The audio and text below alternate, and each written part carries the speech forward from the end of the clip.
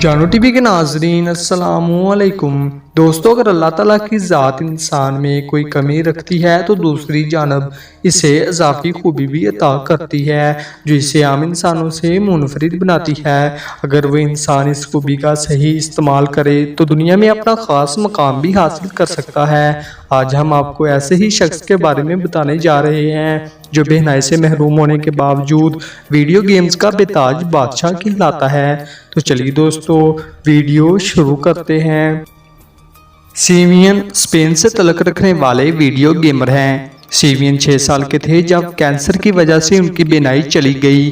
Video gaming ان کا پیشن تھا، انہوں نے اس پیشن کو کام نہیں ہونے دیا اور آج وہ مشہور زمانہ ویڈیو گیم سٹریٹ فائٹ کے بے تاج بادشاہ مانے جاتے ہیں۔ وہ ایک پیشہ ور گیمر ہیں، وہ اس گیم کو ای اسپورٹ چیمپئن شپ میں بھی جیت چکے ہیں۔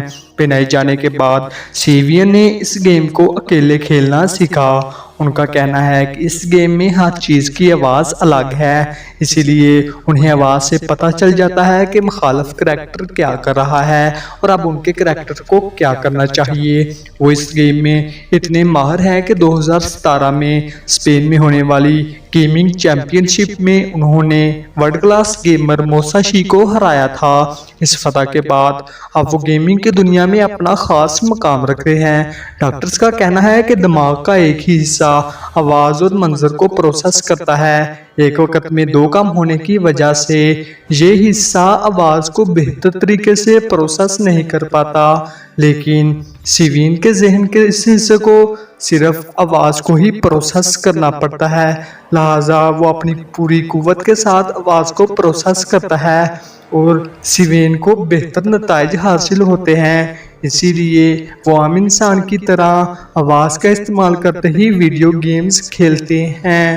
سیوین کا کہنا ہے کہ گیم ڈیولپرز کو چاہیے کہ وہ نابینا افراد کے لیے بھی گیمز بنائیں تاکہ وہ بھی عام افراد کی طرح ان گیمز سے لطف اندوز ہو سکیں۔ دوستو یہ واقعی حیرت انگیز اور امیزنگ ہے۔ امید ہے دوستو آپ کو ہماری ویڈیو پسند آئی ہوگی۔ ہماری ویڈیو کو لائک کریں، دوستوں کے ساتھ شیئر کیجئے اور چینل سبسکرائب کیجئے۔ ملتے ہیں ایسی ہی دلچسپ ویڈیو کے ساتھ، تب تک کے لیے اللہ نگہبان۔